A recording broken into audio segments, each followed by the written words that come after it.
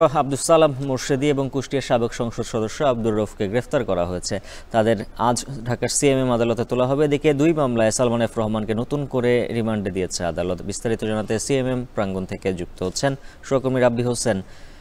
রাব্বি, জানাবেন সালাম মুর্শেদী ও আব্দুর রউফকে আদালতে তোলা হয়েছে কিনা, আর এখন কি সেখানে নতুন কোনো তথ্য রয়েছে কিনা?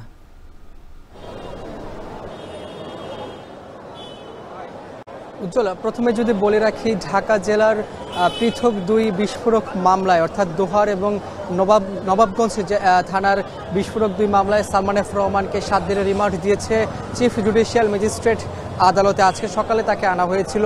পাশাপাশি গ্রেফতার করা হয়েছে খুলনা 4 আসনের সাবেক সংসদ সদস্য আব্দুস সালাম মুর্শেদীকে।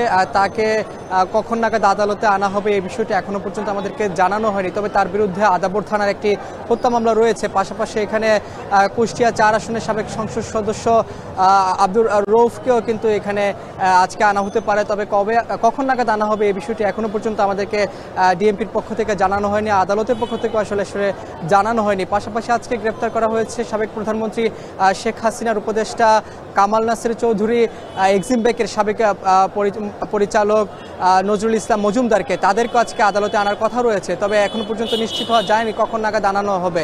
তবে যেহেতু এখন সকাল, তবে আমরা ধারণা করছি যে দুপুর নাগাদ তাদেরকে আনতে পারে। তবে তাদের বিরুদ্ধে আসলে কোন মামলায় তাদেরকে গ্রেফতার করা হয়েছে, কামাল নাসির চৌধুরী এক্সিম ব্যাংকের চেয়ারম্যান, তাদেরকে সেই বিষয়টি এখনো পর্যন্ত আসলে জানায়নি আমাদেরকে পুলিশ।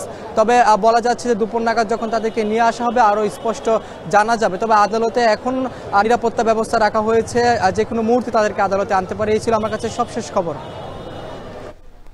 সিএমএম কোর্ট থেকে যুক্ত ছিলেন সহকর্মী রাব্বি হোসেন। এদিকে নোয়াখালী 4 আসনের সাবেক সংসদ সদস্য মোহাম্মদ একরামুল করিম চৌধুরীকে